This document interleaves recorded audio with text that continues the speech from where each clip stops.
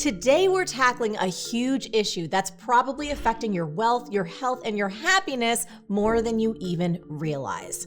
Overstimulation. It's that constant buzz of notifications, that endless stream of information, and the pressure to stay connected to everything 24/7. So in this video, I'm going to share 8 daily habits to get your focus and your sanity back right now.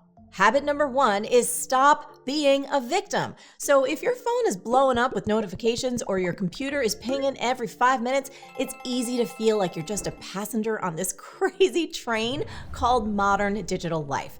But here's the thing. Allowing distractions, it's a freaking choice. You do not have to be a victim of your environment. You don't have to allow any damn notifications on any device at all. That's right, Magical Chipmunk, you heard it here. You have the power to take control over what gets your attention and when.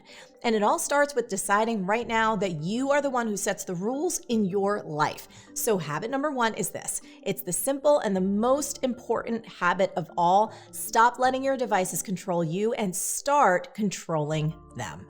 Habit number 2, be woefully uninformed. Now, I know this might sound really counterintuitive, but it's actually one of the best things you can do for your mental health and your bank account. It is to choose to be woefully uninformed. You know, I think we're living in this very strange world where there's this pressure to stay up to date on everything, from news to politics to sports to business to entertainment.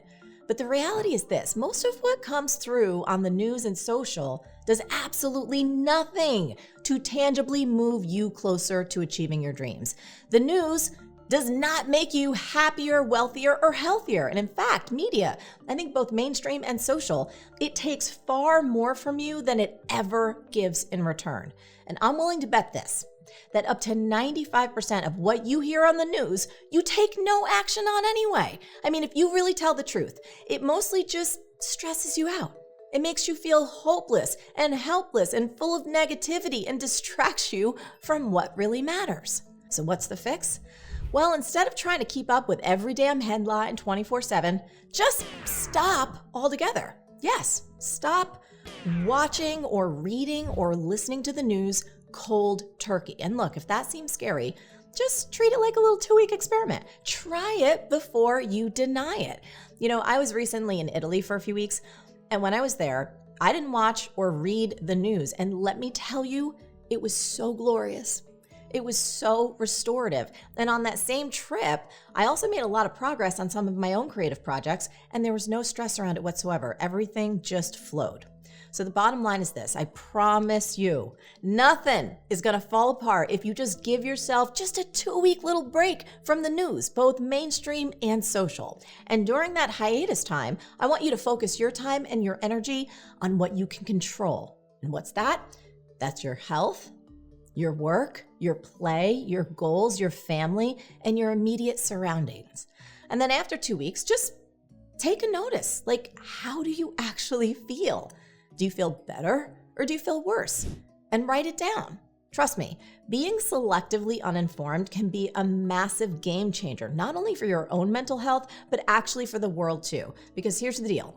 When you feel better, you perform better, and you're likely gonna have more energy, more love, more creativity, more patience, and likely more resources to do more good in the world. Habit number 3 is turn off all of those desktop notifications. You know, a friend of mine asked me for help with something they were working on. So I sat down with them at their computer, right, and looked over the shoulder, and I gotta tell you, I was friggin' shocked. Every 3 seconds, something different was popping up on their screen. There was like a new email notification coming in, a little text bubble and a ding. The computer started ringing because another call was coming through it. The app wanted to be updated. It was pure madness. Now look, if you not only want to be productive, but you also want to be joyful and sane and happy, you need to eliminate desktop notifications and distractions entirely.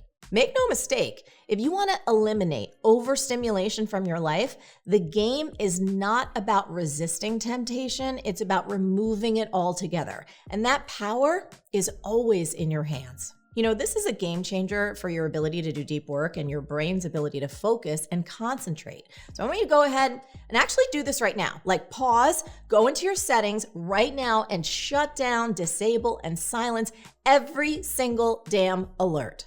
Habit number 4 is remove all notifications from your phone.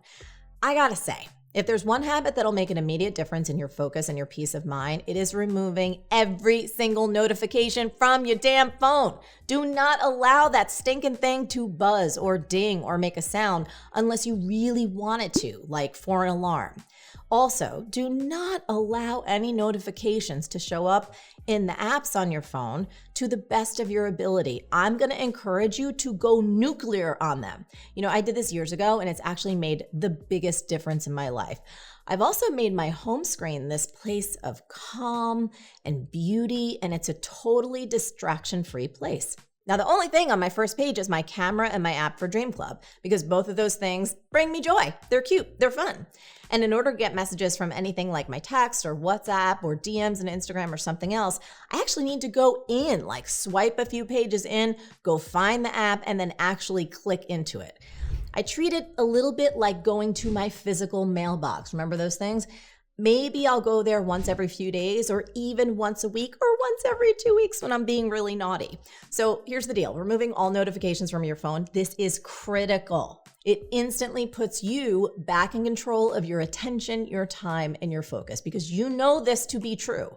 Every single time that your phone buzzes or lights up, or even if you see a little notification on it, it is fracturing your attention, right? It's pulling you away from what really matters. So rebuild your ability to focus and concentrate and be present by keeping the phone peaceful and quiet.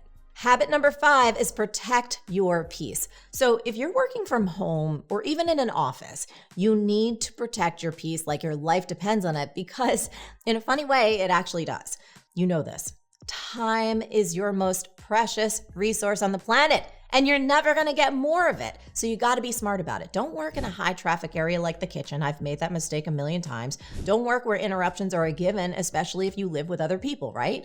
Go find a quiet place. Close the door. Make it crystal clear to everybody, your family, your roommates, your coworkers, that you are not to be disturbed unless it's like a real emergency. And it's hardly ever a real emergency. And if there's no quiet space in your house, remember, you're not a tree. You can get up and leave. Go to the local library, right? Go to a coffee shop, put on headphones. And when it comes to things like Slack or email, let your team know that you're going to check in at set times. You will not, I repeat, you will not be available 24/7. When you set these boundaries up front, not only are you going to get less pushback, but you're also going to get a whole lot more done in less time. Habit number 6, put your phone out of sight. So here's a very quick but powerful trick. Put your phone out of sight during your primary focus hours. Did you know that research shows that just having your phone within eyesight can be enough to distract you, even if you're not using it? It's true. Our brains are wired to wonder what the hell's happening on our devices, right? So do yourself a favor. Stash your phone in a drawer, put it in another room, do whatever you need to do to keep it out of your line of vision. Otherwise, it is going to be draining your cognitive capacity, even if you don't think it is. I'm telling you, getting your phone out of sight goes such a long way to keeping it out of your mind. You are going to be amazed at how much calmer and more focused you'll feel. Habit number 7, use a focus checklist before any important task. So let me ask you this. Do you think a professional pilot would ever think about taking off without running through a pre-flight checklist? Hell no, I sure as hell hope not. And similarly, do you imagine a top doc would dare start a surgery without meticulously checking every single detail before she started carving somebody up? I sure hope not. So why, for the love of all things holy, would we imagine we could sit down and tackle our most important creative work of the day without making sure we're fully prepared to focus? So the idea here is very simple. Before you dive into any important task or project, just take a minute to run through a quick focus checklist. Now, why would we do that? Because research actually shows that checklists significantly improve our performance. In fact, there was a study done, and it was published in the New England Journal of Medicine. They found that surgical teams who used checklists saw major reductions in complications and death. And that is a very good thing. Now, while your creative projects might not be life or death per se, the principle remains the same. Preparation is key. So here's an example of a simple focus checklist. First up, clear your workspace. Make sure that your desk only has the tools that you actually need for the task at hand. For many of us, myself, big one, visual clutter can be the enemy of focus. Next, you gotta eliminate distractions. So again, turn off those notifications, close unnecessary tabs, and put your phone out of sight. Then state your mission. What is it? Just write down exactly what you're gonna get done in this focus block. Do you need to finish an application? Do you need to outline a chapter? Write an email, reply to 8 texts? Whatever it is, get clear and write it down. Next, you wanna set a timer. So decide in advance how long you're gonna work before you need to take a break. This little timer idea can actually create a positive sense of urgency to stay focused and on track. Hey, if you are serious about taking your productivity to the next level, you gotta grab my free focus checklist in the link below this video. It is so ridiculously simple, but it's gonna make a massive difference in how you approach your work. Download it now and use it before any important focus block. Don't miss out. Get your free copy in the link below or at marieforleo.com/free focus checklist. Or if you're watching this episode on video, just scan the on-screen QR code now. Enjoy. Habit number 8 is schedule your overstimulation. Let's be real. There are times when we all need to zone out, whether it's just watching videos on the YouTube, scrolling through social, or just catching up on the news. But here's the thing. If you dive into overstimulation first thing in the morning, you are not just setting yourself up for a day of distraction. Honey. You are actually training your brain to have a shorter attention span and to struggle even more with focusing on the tasks that really matter to you. You see, when you start your day with overstimulation, you're actually telling your brain that quick hits of dopamine are the priority. Now, you do this again and again over time, and it actually rewires your brain to crave that constant stimulation, which makes it harder and harder to focus on the deeper and more meaningful work. The scariest part? This isn't just a temporary state. It's actually doing long-term damage to your brain and to your ability to concentrate, focus, and follow through. So here's what I want you to do instead. I want you to schedule your overstimulation for after you finish your most important work for the day. This way, you are protecting your primary focus hours, which will help you make massive progress on your projects without the constant pull of distractions. Plus, when you finally do indulge in scrolling your face off, which again, we all do, you can do it guilt-free, knowing that you've knocked out your most important work for the day. Now, here's the best part. By scheduling your overstimulation, you're not just avoiding distraction, you're actively retraining your brain to prioritize long-term gains over short-term gratification. This is a very small tweak that can have a huge impact on your bank account, your productivity, and quite honestly, your peace of mind. So there you have it. 8 simple habits to take back control of your time and attention. Now, if you found this video helpful, you need to hit that subscribe button. And if you want to take your productivity to the next level, check out my program, Time Genius. It's not just some random online course. It's actually a science-backed system that's already transformed thousands of lives. People are doubling, even tripling their creative output, all while working less. It's honestly the most powerful productivity system I've ever come across. It's really changed my life, and it comes with a 100% money-back guarantee. If you want to learn more and get some more free productivity training, head over to jointimegenius.com, or if you're watching this episode on video, just scan the on-screen QR code. Until next time, stay on your game and keep going for your big dreams, because guess what? The world really does need that very special gift that only you have. I'll see you soon.